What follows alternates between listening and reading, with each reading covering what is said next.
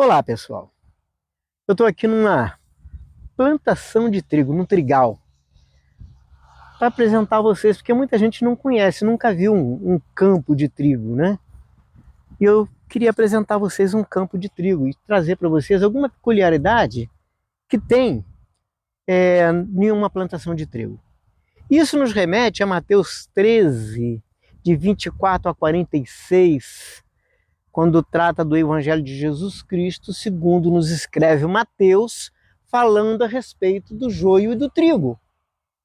Aí eu trouxe para cá algumas coisas para que nós possamos pensar. Quer ver? Se nós chegarmos em um campo de trigo, como está aqui, ele não está pronto para a colheita. Só vai estar pronto para a colheita quando ele tiver dessa forma. Aí ele está pronto para ser retirado, ok? Esse que está aqui é um trigo novo. Esse trigo novo que está aqui, olha, se nós chegarmos, ou uma pessoa que não conhece, vai achar que é um mato qualquer, que é um capim, alguma coisa, mas é trigo. Este que está aqui é um joio. O joio ele também parece um capim, tem as mesmas características, tem folhas iguais. Quando ele estiver dando grão, essa espiga aqui vai ficar igual a essa que está aqui. Qual é a diferença entre o joio e o trigo? Duas coisas. Guardem primeiro essa peculiaridade aqui. O trigo muito novo, passa-se por qualquer coisa, ninguém entende o que é. Ok? Este é o joio que nós já conhecemos da história. E a história ela se passa mais ou menos assim. Segundo Mateus, um proprietário de terra, um dono de terra, ele plantou boa semente. E os seus empregados, quando a semente germinou, foi mostrar para ele e disse: patrão, você não plantou só boa semente no teu campo? Quem plantou então o joio? Porque tem joio no campo. Era mais ou menos a conversa, esse termo da conversa era essa. O senhor quer que eu vá e tire o joio? Então a história diz que ele disse: não tire, não retire o joio, por quê? Se você retirar, você também tira o trigo. Agora, uma característica incrível do trigo e do joio é, quando essas vagens aqui estiverem carregadas e pronto para colher, olha como é que elas já estão inclinando. Algumas delas já estão inclinando. Elas vão ficar mais ou menos assim, olha, nessa posição. Aí as pessoas vêm para retirar. O joio, ele não fica assim. O joio, ele fica em pezinho, como está esse trigo aqui, ó. Porque ele não tem nada dentro, ele não tem peso. Por não ter peso, ele está sempre retinho, bonito, imponente. E o trigo, ele está sempre carregado de semente, ele está sempre se encurvando no campo. Agora, olha que interessante. Quando bate o vento forte, esse trigo que está em pé, ele quebra.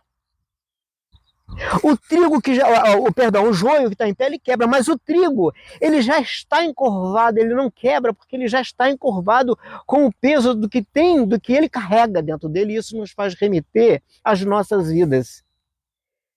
Se nós não tivermos a aparência de trigo, o jeito de trigo, está cheio de trigo, está cheio de semente, nós vamos ser como joio. Nas primeiras tempestades que vier, certamente nós vamos quebrar, nós vamos desanimar, nós vamos desistir, porque nós não temos as características do trigo, e sim do joio. Por isso é bom que eu e que você, nós tenhamos conteúdo, tenhamos semente. Se você pegar uma espiga de trigo e uma espiga de joio, se você esfregar o trigo e soprar, fica semente. Se você pegar de joio e fizer o mesmo motivo e soprar, não fica nada, porque não tem nada dentro dele, é só palha. E às vezes nós vivemos dentro de uma religiosidade só de aparência. Parece que é bonito, parece que tem, mas não tem. É como aquela figueira que Jesus passou. Quando Jesus passou naquela figueira, e ele amaldiçoou e ela secou porque ele foi procurar fruto e não tinha, é porque na realidade aquilo ali é um ensinamento, porque Jesus sabia que não era tempo de trigo, não era tempo de figo, mas a figueira ela estava imponente, ela estava bonita, ela tinha a aparência de quem estava produzindo e não estava produzindo nada, por isso foi amaldiçoado. O trigo é a mesma coisa. Agora olha outra coisa que é um detalhe muito interessante, é aquela semente que eu mostrei a vocês, que elas estavam fechadinhas, essa que está aqui, por exemplo, essa que está aqui. Às vezes tem muito cristão dentro da igreja que é trigo. Só não está no tempo ainda de abrir e de frutificar. Aos pastores, aos líderes, eu digo o seguinte: tenham muito cuidado, porque às vezes vocês podem achar que alguns cristãos não produzem, mas ele só não está no tempo de produzir.